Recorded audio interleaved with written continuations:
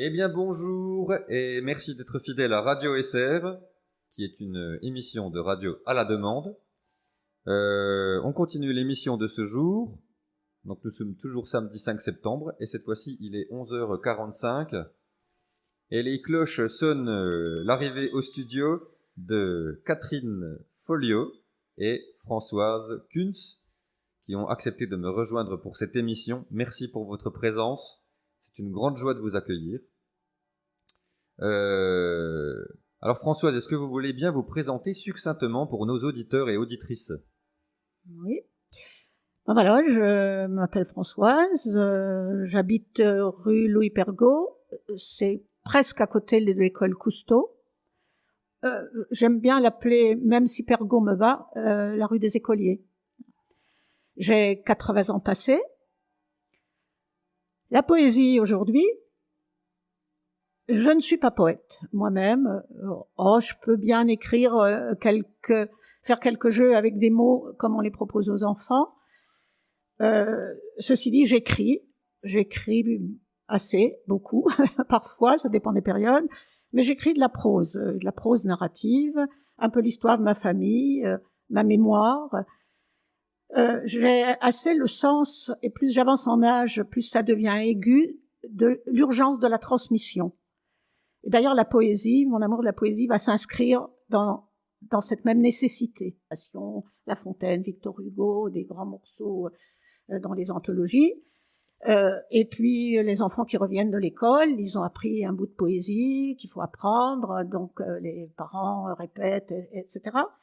Donc, il y a cet aspect scolaire. Hein.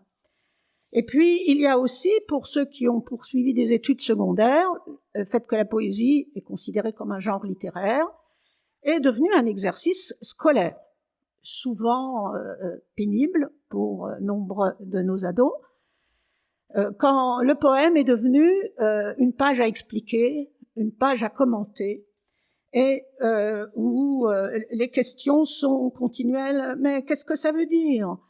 Qu'est-ce qu'il veut dire, le poète ? Ou même ça ne veut rien dire. Quel est le sens ? Et souvent, je répondais à ça. Le sens, c'est vous qui allez le donner. Mais on pourra reparler de ça. Donc, ce problème de l'idée que c'est rattaché au monde scolaire, voire universitaire, si on prolonge, etc. Mais que c'est pas le fait social, général. C'est pas le fait culturel largement répandu avec beaucoup d'adhésion. Un deuxième préjugé, c'est que la poésie, ce serait écrire des vers. Hein. J'ai eu cette remarque sur ma clôture, il y avait, puisque c'est de la poésie contemporaine essentiellement, cette écriture aujourd'hui, complètement dégagée, même s'il y a des poètes qui utilisent encore tel vers ou tel autre, mais quand même dégagée des contraintes de la versification. Donc j'ai eu des échos comme ça, mais c'est pas de la poésie. Alors à ça je peux répondre. Il y a une confusion parce que les personnes ont vu que c'était de la prose et ils se sont demandé si c'en était. Voilà, hein, donc une écriture. Alors bon, il y a encore des alinéas, mais à lire comme ça, on dirait c'est de la prose, c'est plus de la poésie parce que c'est plus des vers. On ne retrouve pas l'alexandrin, la strophe, etc. À ça je peux répondre que je peux mettre, à la limite, j'en serais peut-être capable de mettre un alexandrin, une recette de cuisine. Hein, ou le mode d'emploi de mon aspirateur que je viens d'acheter. J'aurais écrit des alexandrins, je peux même écrire un quatrain, une belle strophe, mais j'aurais pas écrit de poésie. Hein, donc ça c'est facile à répondre. Une autre objection, un autre retrait par rapport, une autre réticence par rapport à la poésie, c'est qu'elle serait hermétique. Hein, les poètes, ils utilisent des mots. Ils utilisent des images auxquelles on comprend rien. C'est pas la langue de tous les jours. Utilitaire et directement opérationnel. Le sens n'est pas immédiat.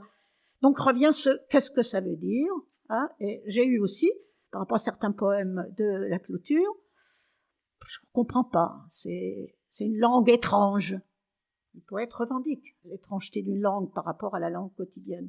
Et puis, j'en viens à ce qui me paraît le plus important. Si on réfléchit à la place, à toute époque, la place de la poésie se définit par rapport à la société ambiante. Hein. Au XVIIe siècle, c'était par exemple les beaux esprits. Hein. Et aujourd'hui, il faut bien se dire que l'élite, elle est mathématique, scientifique, numérique, technologique. J'ai même, dans mon parcours d'enseignante, l'orientation des élèves, les littéraires, c'est la partie pauvre. Hein. La noblesse, elle est du côté des mathématiques et des sciences. Hein. Et on a des fois dû batailler pour redonner une noblesse, une authenticité, une légitimité à des sections littéraires. Hein. Alors, dans le monde d'aujourd'hui, par rapport à cette élite et à ces experts hein, qui parlent des langues savantes, la poésie, c'est pas très sérieux. Il y a un certain mépris au nom de la modernité. À notre époque où on parle déjà de transhumanisme, la poésie, c'est une espèce d'humanisme attardé. Hein, c'est quelque chose d'un peu démodé, d'un peu archaïque. C'est plus pour notre temps. On va dire en gros la poésie. Quand ce n'est pas traité d'enfantillage, de puérilité, de mièvrerie, de naïveté, etc. J'en passe. Hein.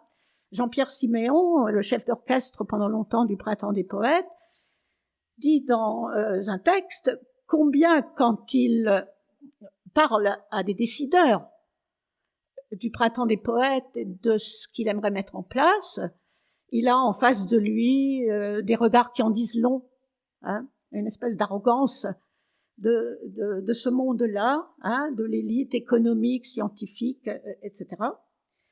Et on pourrait aussi penser à l'étonnement, voire la désapprobation, mais violente, quand le prix Nobel de littérature, c'était il y a 2 ans je crois, a été attribué à Leonard Cohen.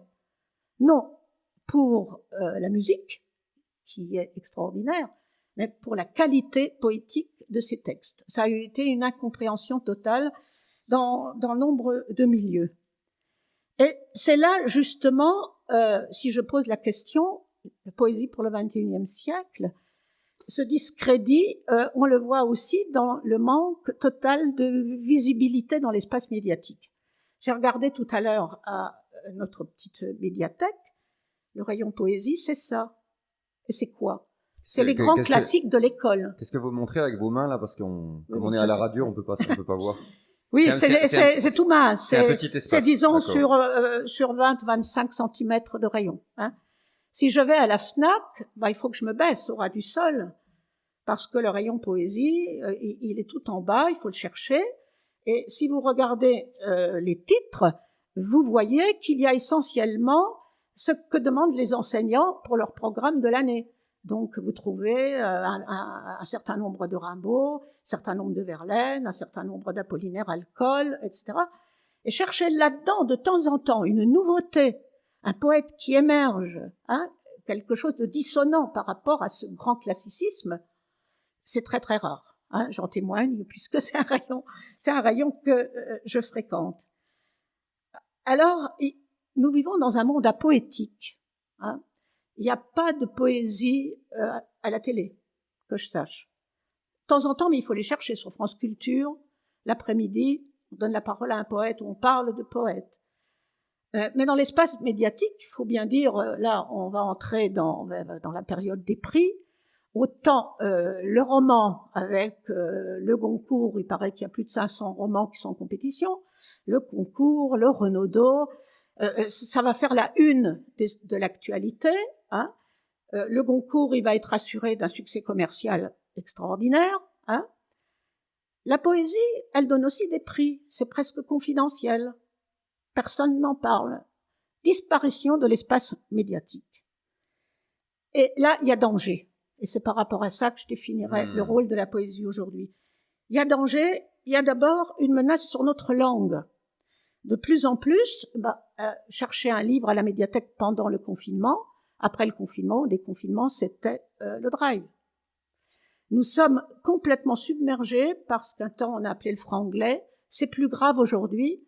Le numérique nous impose un langage, nous impose un vocabulaire, alors que les mots existeraient en français. On peut parler de courriel au lieu de parler de mail, mais ça c'est tellement généralisé, et plus le monde se numérise et se scientifise, je ne sais pas si je peux dire comme ça, plus notre français se perd. Et c'est aussi singulier que c'est dans la francophonie, ailleurs qu'en France, en Afrique, au Québec, qu'on défend intensément la langue française. Donc il y a perte de mots, perte de structure, parce que cette langue-là, utilitaire, qui vise la compréhension immédiate, instantanée, hein, faut pas qu'il y ait de délai entre le mot et la compréhension, elle simplifie, évidemment.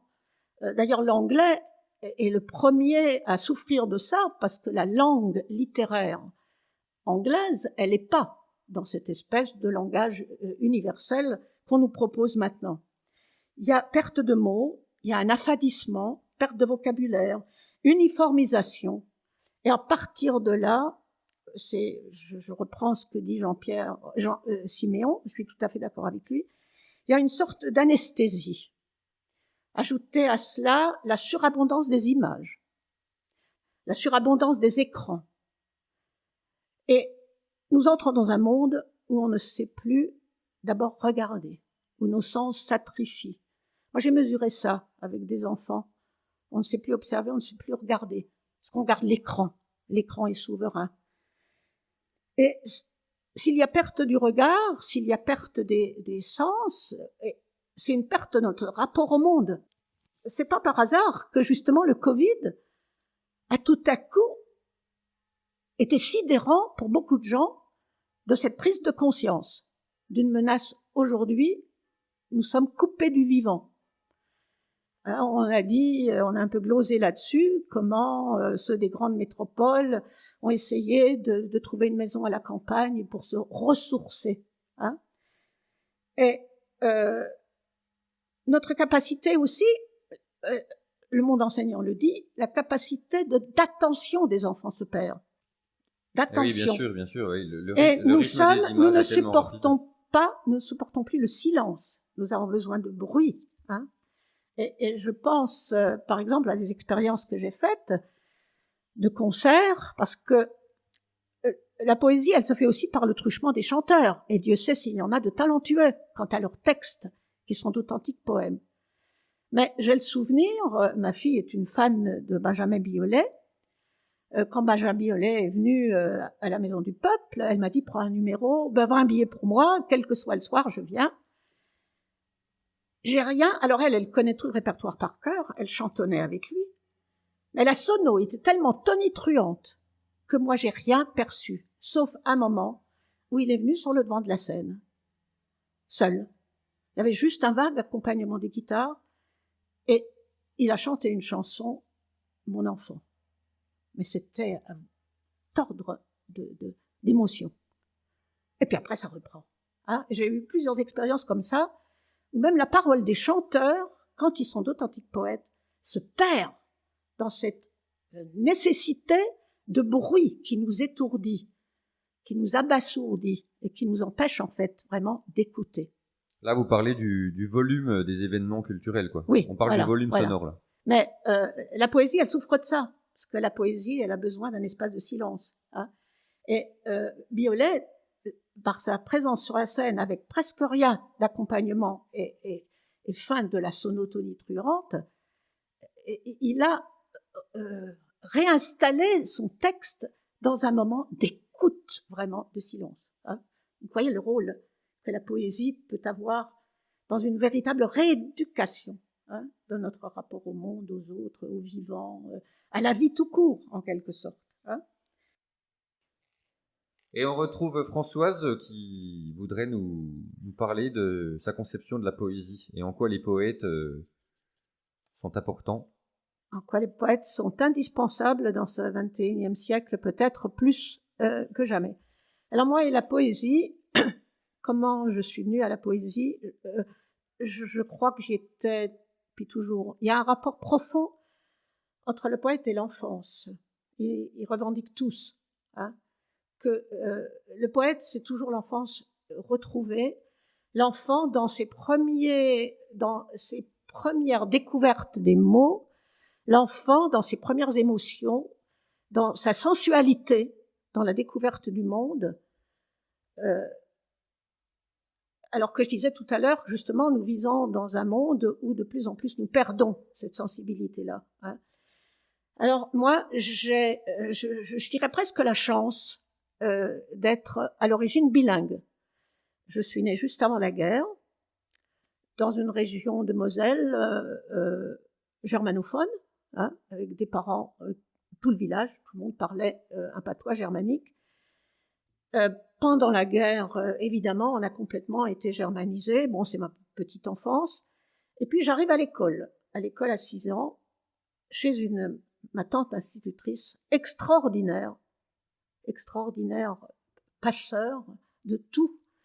Et j'apprends le français. Hein, lire, écrire, apprendre le français. Dans une école de village, classe unique, un petit village agricole de 200 habitants, où du CP au certificat d'études qu'on passait à 14 ans, tout le monde est dans la même salle de classe unique. Et moi, j'habite au-dessus, dans la maison d'école. C'est ma maison. Hein. Et on apprend le français en même temps. Et alors, j'ai une scène qui me revient tout le temps, là c'est bientôt l'automne, une grande cour avec des grands marronniers, et les marronniers commencent à perdre leurs feuilles. Dans mon langage utilitaire, ma langue maternelle, ce patois germanique, je veux dire tout simplement, les feuilles tombent de l'arbre. Et ma tante nous a appris, il fallait nous apprendre du vocabulaire. Hein. Et je suis entrée dans le monde des merveilles avec les mots. Elle nous fait regarder, observer les feuilles qui tombent, et j'apprends tourbillonner, j'apprends voleter, j'apprends voltiger. Et pour moi, c'était merveilleux. J'entrais dans un monde où on pouvait nommer toutes les choses. Hein. Cette nomination, ça, ce sont les premiers apprentissages de l'enfant. Nommer le monde. Après, on oublie. Et puis, cette tante, elle était extraordinaire parce que donc j'ai eu la chance de vivre cette enfance rurale. Et elle m'a appris à regarder, elle m'a appris à observer la moindre fleur des champs, un pissenlit qui égrène ses aigrettes, qui les disperse au vent, c'est un émerveillement, c'est un étonnement. Après, bon, j'ai grandi, on fait autre chose, etc. Et je crois que quand j'ai commencé ma carrière de lettres, et quand j'étais en face de ces poèmes à commenter, à expliquer avec les élèves, me sont toujours revenues à flot mes sensations, mes impressions d'enfance, et toute cette richesse. J'ai l'amour des mots. J'aime les mots. Eh bien, le poète, c'est ça. Le poète, il s'approprie les mots et il leur donne des sens qui n'est pas le sens du dictionnaire. Et c'est pour ça que, contrairement, il nous aide à lutter contre cet affadissement de la langue, cet appauvrissement de la langue. Je donnerai quelques exemples tout simples dans un beau poème que j'aurai sans doute pas le temps de lire, mais je reviendrai lire des poèmes peut-être, si ouais, vous le souhaitez. Avec joie, la porte est ouverte. Dans un poème qui commence par j'écris sur, et qui se termine liberté, c'est presque un art poétique. Le poète s'empare du monde et des mots en toute liberté, en brisant tous les carcans, tous les a priori, toutes les conventions, tous les clichés que le monde moderne nous fait absorber en quelque sorte. Et il dit par exemple sur le pain blanc des journées. Que dit à quelqu'un d'aujourd'hui, à l'enfant d'aujourd'hui, le pain blanc? Le pain blanc? Le pain blanc des journées. Eh bien moi qui suis née avant la guerre, qui ai mangé pendant des années, mon enfance, le pain noir dur, parce que tout manquait, il y avait une pénurie de farine, etc. Hein, c'est une image de la guerre. Et puis arrivent les Américains qui nous libèrent et qui nous distribuent. J'ai découvert le chocolat et j'ai découvert le pain blanc. Ils nous distribuaient du pain de mie. Et ce retour au pain blanc après la guerre, c'est une émotion forte de tous les gens de ma génération. Donc vous voyez comment je mets dans le mot pain. Quand je vais à la boulangerie et que je dis un pain s'il vous plaît, hein, tel pain de seigle, etc., le boulanger ou la boulangère et moi, nous nous comprenons. Le mot a un sens univoque. on se comprend immédiatement. C'est le langage utilitaire. Mais quand le poète s'empare des mots, alors ce que Éluard met dans la blancheur du pain et dans le complément journée derrière, moi j'en sais rien. Mais moi, le lecteur, je m'approprie le mot. Et j'y mets mes souvenirs, j'y mets mes sensations, j'y mets mes émotions. Et qu'est-ce que je mets encore? Le pain blanc des journées. Eh bien, mon enfance rurale avec les travaux des jours et des saisons. Les journées, c'est la moisson. Les journées, c'est le blé qui ondule au soleil. C'est plein d'images pour moi, mais qui me sont propres. Et vous voyez que là est le rôle du poète, dans la mesure où il nous lance comme ça des mots libérés de tous les carcans, et il les laisse faire écho dans notre propre sensibilité. Alors, je vous donne juste un petit exemple d'un poète. Avec joie. Albert Egpars, langage. Jeudi, nuit, et le fleuve des étoiles coule sans bruit, se tord comme le bras du laboureur autour d'une belle taille vivante. Jeudi, neige, et les tisons noircissent le bois des skis. Jeudi, mer, et l'ouragan fume au-dessus des vagues, troue les falaises où le soleil accroche des colliers de varech. Jeudi, ciel, quand l'ombre de l'aigle suspendu dans le vide ouvre ses ailes pour mourir. Et jeudi, vent, et la poussière s'amoncelle sur les dalles, ensevelit les bouquets de perles, ferme les paupières encore mouillées d'images de feu. Jeudi, sang, et mon cœur s'emplit de violence et de glaçons fous. Je dis encre, et les larmes se mettent à bruire toutes ensemble. Et je dis feu sur les orties, et il pousse des roses à l'encolure des chalets. Je dis pluie pour nettoyer les bûchers qui s'allument chaque jour. Je dis terre, comme le naufragé dit terre, quand son radeau oscille au sommet de la plus haute vague, et les oiseaux, effrayés par mes cris, abandonnent les îles qui regardent de leurs prunelles mortes les merveilles des nuages. Voilà, ça c'est le poète. Ces mots-là, merci beaucoup. Nuit, neige, mer, ciel, c'est les mots de tous les jours. C'est les mots que vous trouvez dans le dictionnaire avec une définition, quelques exemples.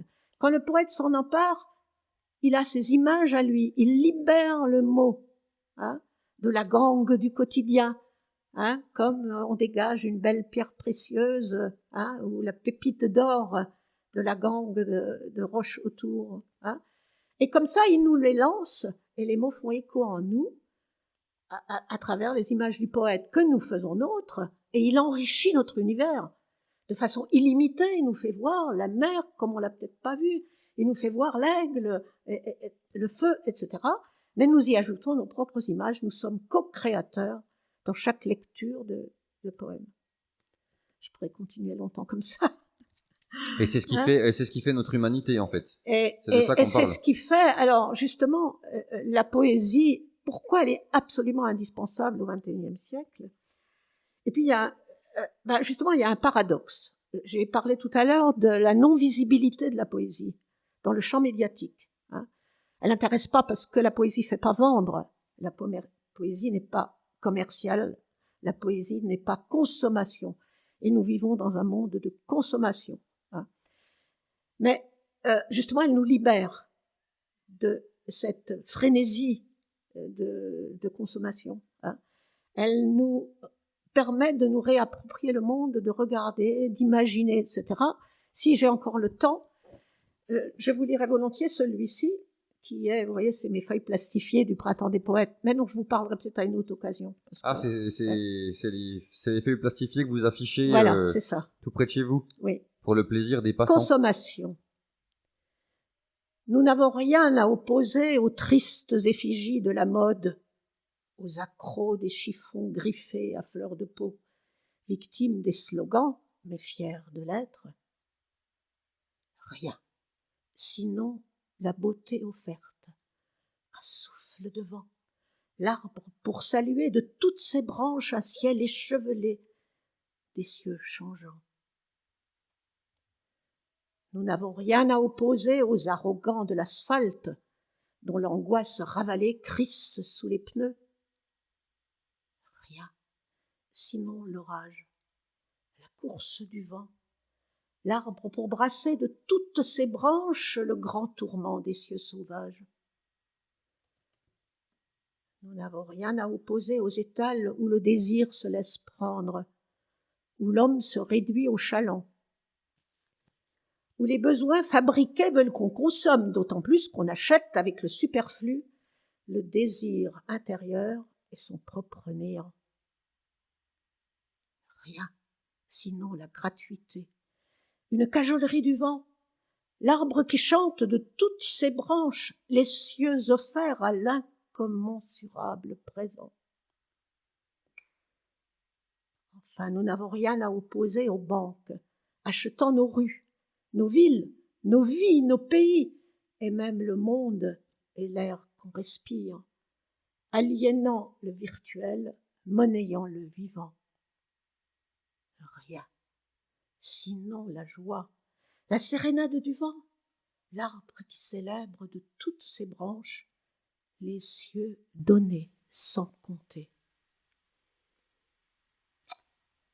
Mais qui peut dire si à nous sauver, le ciel suffira vraiment? Je crois que là, tout est dit dans cette opposition chaque fois entre le monde dans lequel nous vivons, un monde de slogans, un monde de les arrogants de l'asphalte, un monde de vitesse, hein, où nous n'avons plus le temps. Nous n'avons plus le temps de respirer, nous n'avons plus le temps de nous écouter, nous n'avons plus le temps de tendre la main à l'autre. Hein. Et maintenant, nous n'avons même plus de visage pour nous regarder. Ça devient grave aussi. Un monde où les désirs ne sont pas les nôtres, mais ce qu'on programme pour nous, hein, parce qu'il faut acheter. Donc, tous ces besoins fabriqués qui sont du superflu et qui nous font passer à côté de l'essentiel, c'est-à-dire notre être profond. Hein. Donc, une sorte de vide existentiel pour finir. Hein. Et enfin, un monde où c'est l'argent qui est roi, où nous devenons, c'était le titre d'un ouvrage, d'un essai il y a l'année dernière ou il y a 2 ans, l'homo economicus. Nous devons l'homo economicus, complètement régi par les règles de l'économique. Et qu'est-ce qu'on peut opposer à ça? Alors le poète dit rien sinon. Et c'est toutes les sensations, toutes les richesses du monde offertes, qui sont à portée de main, qui sont gratuites. Mais pour ça, il faut rééduquer, d'où l'importance de l'école. Hein, et les maîtres, je voudrais leur rendre hommage, ceux que je fréquente, ils font pour ça un travail extraordinaire. Hein. Alors la poésie, évidemment, que j'affiche sur ma clôture, il y a des poèmes qui ne sont pas immédiatement accessibles pour les enfants, mais les enfants sont très sensibles. Ils sont encore riches, ils se laissent surprendre, ils se laissent émerveiller, et ils aiment jouer avec les mots, et ça c'est essentiel. Si on veut préparer l'avenir, il faut faire ce travail-là de l'éducation, du silence, du regard, de l'écoute. Hein.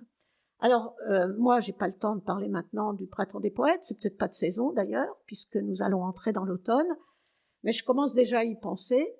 Cette année, elle a été un petit peu écourtée, donc, bon, beaucoup des Certois le savent, ça fait maintenant, je crois, la 7e fois cette année que je me suis un petit peu inscrite dans ce Printemps des poètes, dont je parlerai peut-être plus longuement quand on en approchera. Hein. Quel est le sens? J'ai découvert, il ne faut pas désespérer, que, j'ai dit tout à l'heure paradoxe, il y a énormément de gens qui écrivent aujourd'hui de la poésie, comme une nécessité intérieure. Et quand on les interroge, ils disent, c'est comme le peintre, c'est une nécessité existentielle, c'est une manière d'être. Hein. Il commence à avoir une audience, mais qui n'est pas celle justement de l'économie, Et le printemps des poètes joue un rôle important. Là, on en reparlera. Donc, oui, j'ai perdu le fil de mon idée, c'est pas grave. Donc, sur ma clôture, j'essaye d'être un peu passeur, d'être un peu... ce qui m'a beaucoup porté à ce projet, c'est que la rue Pergaud, c'est la rue des écoliers. Et c'est la proximité de l'école. J'avais comme... alors, je veux rester très humble, je ne vais pas me sentir investie d'une mission, mais je me suis dit, à l'âge que tu as, avec l'expérience que tu as, tu peux faire quelque chose pour que la poésie aujourd'hui redevienne audible, pour lui donner, alors ma clôture, elle lui donne une visibilité, le temps d'une... Alors normalement c'est 15 jours. Cette année, le Covid a dû bousculer parce que j'ai mis en place le 7. Je prévois toujours parce que les gens me le demandent. Les gens me disent non, je veux revenir, laissez encore un peu. Et j'ai laissé jusqu'au 1er juillet parce que j'ai attendu le recours des enfants. Alors ils n'étaient pas nombreux, ils étaient un tout petit groupe, mais c'est ma récompense. Quand je vois les enfants, leurs réactions, et qui prennent pas nécessairement ce que moi je pensais qu'ils prendraient. Comme ils sont sensibles tout à coup à une image, comme ils sont sensibles à un mot qui les accroche. Et assis là devant ma clôture avec leur cahier à écrire, non, je veux encore ça, hein, alors que la maîtresse les pressait un petit peu. Et alors ça c'est ma récompense parce que je me dis là, il se passe quelque chose. Et je trouve là le sens de cette action-là. Merci beaucoup. Voilà, en tout cas, je voudrais saluer aussi votre action désintéressée, parce que votre présence ici est, tout comme la mienne, bénévole. Donc on sort de ces obligations de rendre tout économique. On est vraiment dans ce partage. Et puis vous parliez de visibilité, Françoise. Donc ce qui est génial avec ce projet de Radio SR, c'est qu'on va pouvoir donner la parole aux SRtois. Et en termes de visibilité, on sera en fait les émissions audio à la demande seront en permanence accessibles gratuitement depuis le site internet de la mairie. Donc chaque habitant, y compris les personnes que nous croisons dans notre vie quotidienne, on pourra les inviter à aller écouter. Et là, grâce à vous, Catherine, on donne de la visibilité au spectacle vivant, à la danse, à la chorégraphie, à la création. Et puis grâce à vous, Françoise, on donne de la visibilité à la poésie. Merci pour votre présence aujourd'hui. Et puis on se retrouve pour une prochaine émission avec beaucoup de joie.